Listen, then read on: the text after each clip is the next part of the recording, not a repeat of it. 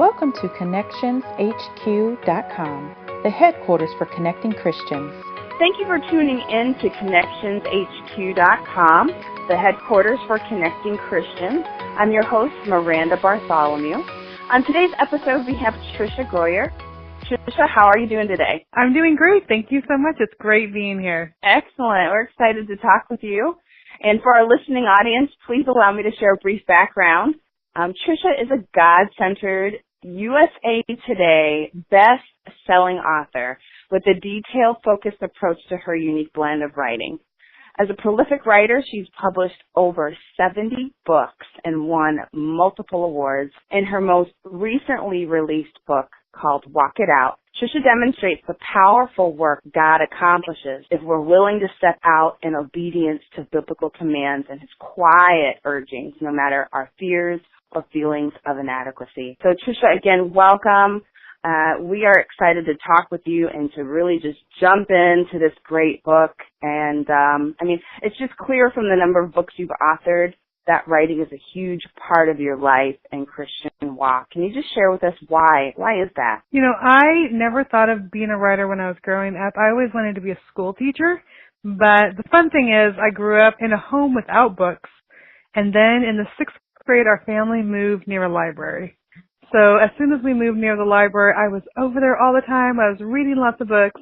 But again, didn't even think about becoming an author until I was 22. And I was sitting in the church nursery with a friend, and she said she wanted to be a writer. And when she said that, it was like something inside me came alive. And here I was, 22. I was a young mom, and I thought, I want to do that. And so really from then, I just had this passion, this desire. God had already done at that young age so much in my life, and I just wanted to mostly be able to share Him. So all my books have something to do, whether they're fiction or nonfiction, about just sharing God and exploring what it means to be loved by Him and how He can just impact our lives. That's excellent. What led you to write Walk It Out? And how did you come up with the title, Walk It Out? Walk It Out actually came when I was talking with my friend who's now my editor. I was just sharing what God had been doing in my life. We hadn't talked in, about 2 or 3 years. And at the time, we had moved to Arkansas, and we were attending an inner city church, and I was mentoring teen moms. And then we were adopting all these kids. So we've adopted 7 kids. And as I was just sharing with my friend about all that God was doing, I said, it really is all these times when I sit down and just read God's Word and something stirs inside me, and I know He's asking me to do something. I just can't sit there and read it, that He's calling me to reach out and serve people or adopt or love people, care for the widows and the orphans, and it's almost like I have to get up and do it. And she goes, you have to walk it out. And I said, that's it. And so really it's just sharing with a friend, and that's what I feel like even in the pages of the book is just sharing stories of what God has done in my life, how He's just asked me to step out and take steps of faith with my husband and I, and how He's shown up. So really, it's that, telling the stories, but then it also is, turning it to the reader and saying, what is God asking you to do, and what steps of faith can you take? That's awesome. That's awesome. Which chapter would you say is this part of your book is essential to walking it out? I think it's the chapter on creating white space in our life. And that's chapter 3. It's creating white space and crafting a purpose. And so many times in our life, we want to do things for God, and we want to follow Him, and we want to serve, but our schedules are so full. Our lives are so packed. We have no extra room. So even if God calls us to do something, our days are filled. And so really, it came to a time in my life when I was so overwhelmed. All the kids were in sports and activities, and we were running around, and I was signed up and volunteering in all these good things. It wasn't like I was doing anything bad, right. But our lives were so full that my husband was like, we have to do something different. I was cranky all the time. The kids were crying and overwhelmed, and really we sat down and figured out what things I could cut that maybe I said yes to because I felt guilty, or something that I should do. And once we cleared all those things, and it just cleared so much white space, I just said no to a lot of things that we'd been doing. It was after that, not very long after that, that I felt God stirring inside to help start a crisis pregnancy center. My pastor actually approached me and asked me if I'd be a part of that, and I ended up doing that for many years. And it just was such an impacting thing. But if I hadn't taken time to clear my schedule, to really say, God, is this something that you're asking me to do, or is it just something that I feel guilty or because I didn't want to say no to someone? So really, we can't follow God and the things He's asking us to do if our lives are just so full. And I think that that's the problem with today. There's so many opportunities, and a lot of them are good ones. But then we're overwhelmed and we can't get anywhere. So I think, and I've gotten more feedback, I think, on that chapter than any other, when I speak or get emails or Facebook notes, because people, that's what they feel like. They're so stressed, they're so overwhelmed.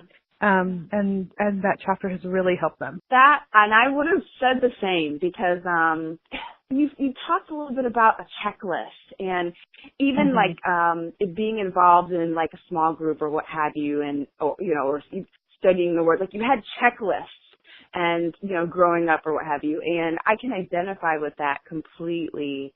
And just kind of going through checklists. I've completed this. I prayed. Okay, I completed this assignment, or I showed up or attended this ministry. And you're right. Like, our lives can be so filled and so consumed. And it's good things. They're great things that we're doing.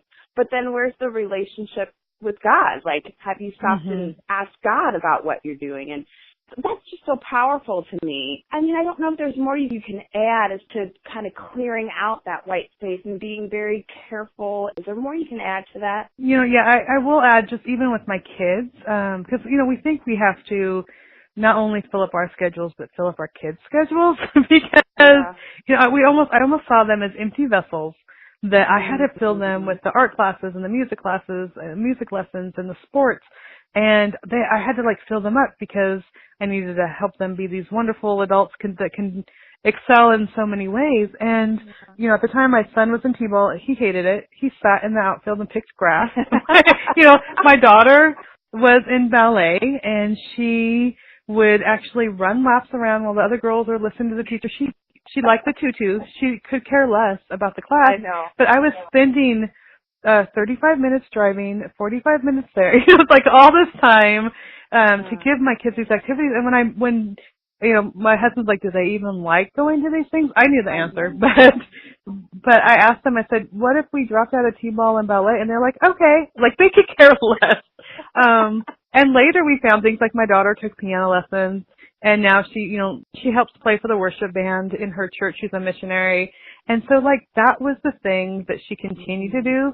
And it was part of who God made her. The music teacher says she's just natural. She just loves it. And so we knew this is the thing. The ballet, she was running laps. And they're not empty vessels. You know what I mean? God has already given them gifts and talents. And so it really is taking hints and looking at those things with our kids and asking them what they want to do. And following that, my son played basketball, my daughter did piano, and we just did a couple things. We said no to so much, but they were with me. They were serving. So we were serving at the Teen Mom Support Group and the Pregnancy Center, and now they're 28, 25, and 23, and they serve others. They love people. They invite them into their homes. And so, just by clearing their schedule too, it just let us get a glimpse of who God designed them to be. That's awesome. That's great. And that's telling, actually, I feel like, how the depth of where your book and your message can take people, that it's not just developing yourself, but if you take some of the wisdom and some of the lessons you've seeded into this book, it can really transfer into your home, into your children, into your nieces, into if you have grandkids, your grandkids, if you take some of these concepts. I think that's really deep. That's wonderful. Absolutely. Another thing in that chapter talks about picking priorities. So we picked, dinner together as a family, which if you have to say no to activities if you want to have dinner together, and, reading together as a family, and attending church and serving. And it's cool to see that my grandkids, because my oldest son has two little ones, and he's sitting there reading the Chronicles of Narnia to them, just like my husband sat down with them. And so it is not only what do we want for our lives and our children's lives, but what do we want to give our grandkids? I'm only 46, but I have 2 grandkids already, and I'm already seeing the fruit of this and what God is doing in their lives. That's excellent. I've got a question I've been wanting to ask you to define help us understand this. In your book, you say we should instead ask God to break our hearts with the things that break His. What does that mean when you say that? What do you mean by that? That's such a good question. You're the first one that's asked that, so that's really cool. For so many years, I was all about having the perfectly clean house, and everything was organized. I had my daily checklist of chores that I did. I had a very neat and comfortable and orderly world, and I came across that phrase. I don't even remember where I heard it, but I prayed that, Lord, break my heart with the things that break your heart. And He opened my eyes to those in the community facing crisis pregnancies. I had been a teen mom, and I had an abortion when I was 15, which is something that I really, really regret.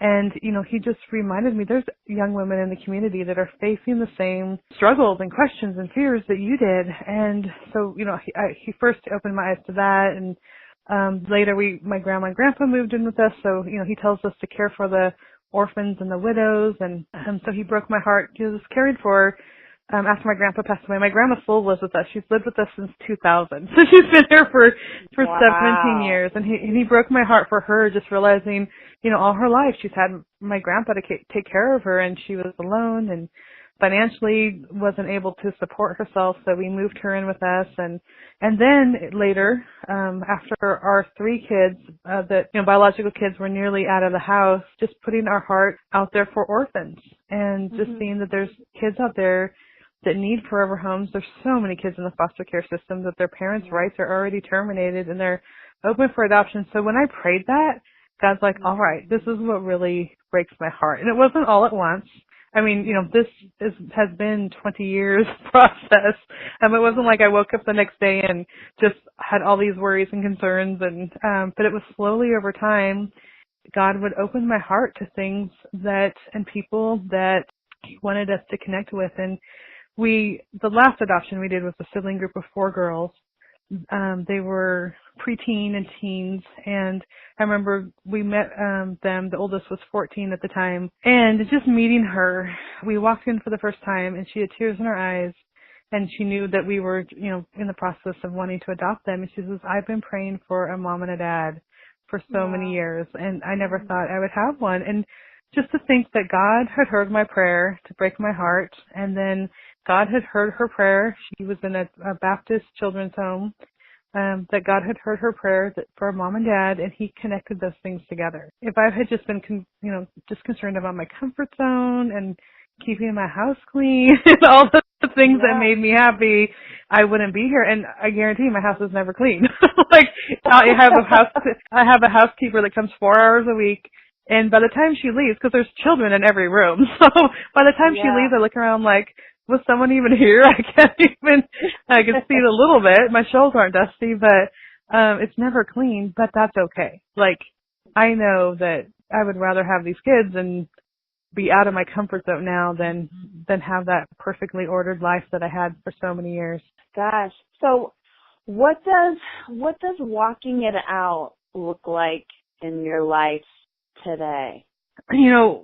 We've adopted 7 kids, and so really it's the waking up and praying that God will give me peace, give me patience. That's a good prayer. That is a prayer. No, really, that's a fantastic prayer. People don't realize that. Just that simple prayer, give me peace. That's good. And it's having the, because I'm homeschooling them, which has been wonderful. It has really helped us build our relationship, and it's reminding myself that if we're reading the Bible story and they have questions, to pause and not think about the curriculum, that I to have those conversations with them. And so really it's looking at every day and trying to see God in it. And sometimes it is. I mean, even this morning, our youngest girl, which she's 7 years old, was just having a really grumpy day. And I was, you need to stop, and you're doing all the reprimanding, and, you're not going to get a treat later, all the bribing, all these things. And finally I just felt God saying, just hold her and cuddle with her for a while. I mean, it's like, what does she need? She doesn't need a mom saying, get your act together. And so I went and we got under my comforter and I cuddled her and I asked her if she wanted, God to pray for her to have a good attitude. And she was like, I don't know what to say.